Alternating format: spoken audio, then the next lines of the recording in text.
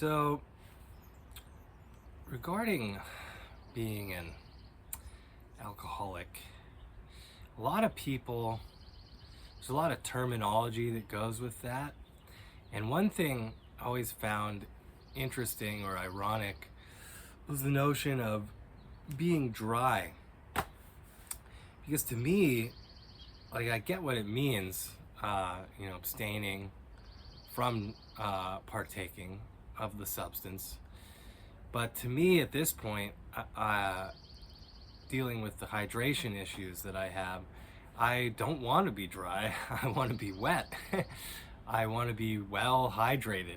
Uh, yeah, kind of like, what was it, like Seinfeld's joke about, in his episode, that show's episode about dealing with alcoholism, getting off the wagon versus getting on it. And he was like, well, but doesn't the wagon, isn't that where the alcohol is? So wouldn't you want to get off the wagon? Depends which wagon, as he would say. But yeah, there's so many terms like this that are more oxymoronic than you might, well, than a lot of people might realize, I would say. I'm trying to think what else. Yeah, or I mean, heck, even maybe even gaslighting, right? It's like that one, as smart as I am, that one took me a while to figure out, because it's like my first instinct is I'm only thinking of fire associated with that, or lighting a fire. I'm not thinking first of just turning the gas on without lighting a fire until later, which is what the term is referring to. Yeah, and I guess that kind of thing actually has existed for a while, but not to this level of deliberate doing of that in many ways until, well, I didn't know of it. I'd never really heard of it until the last few years as a term for, one part of screwed up social dynamics and behavior. But when I think of gaslight, I'm not thinking of just leaving it on personally. That's not my first thought. My first thought is to light a fire with it. And yeah, gosh, and then that makes me think too, if you just left the gas on, depending how long it is and what context and how well or not well ventilated the space is, that could be a lot worse than just emotionally priming someone to flip out. That could be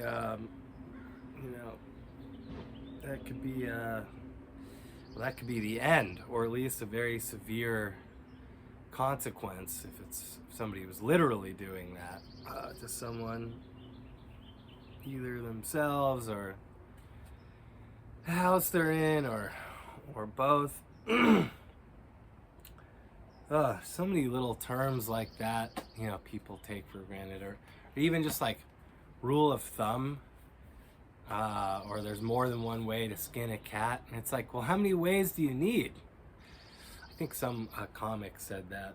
I can't take credit for that one, but like rule of thumb, it sounds benign, right? And it, I learned that as a child, that just means is like a general meaning and an old meaning for just whatever the standard rule is for whatever issue or subject you're speaking of. But that one, it sounds harmless, right? Except that comes from in olden times, maybe like 18th century, maybe earlier, at least in colonial America, and probably England and other places too.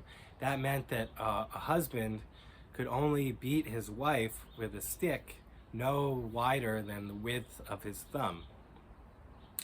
Gosh, there's so many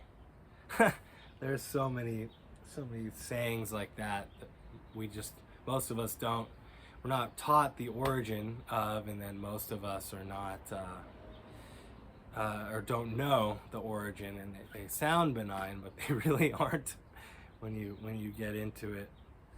I'm trying to think of another one, but that's probably good for now. So yeah, hope you enjoyed that, and if you got any value, again, my name is Seth Gabriel, and don't forget to like, share, subscribe, and you can support me and my work at seth67/paypal.me. Be well.